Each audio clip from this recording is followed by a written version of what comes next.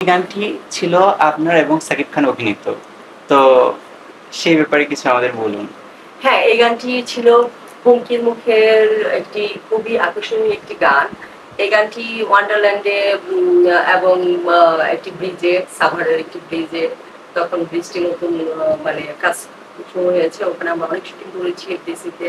এবং গানটি বিভিন্ন বিভিন্ন স্পটে এবং বিভিন্ন গেট আপে, বিভিন্ন ড্রেসে আমরা এত সুন্দর করে শুটিং করেছি। আর আমার ডান্স ডাইরেক্টর আমাকে সুন্দরভাবে বুঝিয়ে দিয়েছে। আর সবচেয়ে মজার বিষয় হচ্ছে সাকিবের সঙ্গে যখনই আমি কাজ করতে যেতাম, আমাদের সঙ্গে ডান্সের একটা প্রতিযোগিতা লেগেছে, মানে হয়ে যেত, মানে কম্পিটিশন হয়ে যেত, কে ভালো করবে নাচে। কারণ আমিও নাচে মোটামুটি আমি একটু পারদর্শী আছি, ছিলাম তখন, এখনো আছি। নাচটাকে আমি ধরে রেখেছি, যতটাই বলেন আমি নাচ ধরে রেখেছি এখনো। আর সাকিবও তখন তার আমল থেকেই, ছোটবেলা থেকেই ডান্সে প্রচুর পারদর্শী এবং এক্সপার্টও বটে। তো যে কারণে সবাই এখনো সাকিবকে খুব পছন্দ করে। আর সুন্দরী না, সাকিব হচ্ছে সুদর্শন। আর দেখতেও ভালো, ব্যবহার তো অমায়িক ব্যবহার সাকিবের। সেই শুরু থেকে মানে আমার সঙ্গে তো মানে খুব একটা বন্ধুত্ব সুলভ আমাদের আচরণ, আমাদের সঙ্গে তুমি তুমি সম্পর্ক। আর সাকিব আমাকে দেখা হলেই যে সম্মানটা করে, আর আমি সাকিবকে তো সেরকম সম্মান করি।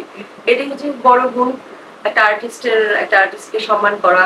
আর অনেক কিছু সাকিবের সঙ্গে যারা পরিচিত না সামনে থেকে, তারা হয়তো দূরে থেকে অনেক কিছু অনেকে মনে করে।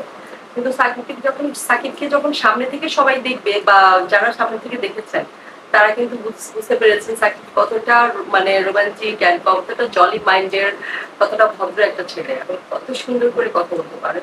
যে একটা মানে মেয়েও কিন্তু এত সুন্দর করে কথা বলতে পারবে না। আর ওর ভিতর যে মানে সুন্দর একটা ইমেজ, একটা পুরুষত্ব, সেই দারুণ। মানে প্রশংসা করে হয়তো শেষ করা যাবে না সাকিবের। খুবই একটা ইমেজ নিয়ে এখনো সাকিব আমাদের মাঝে আছে।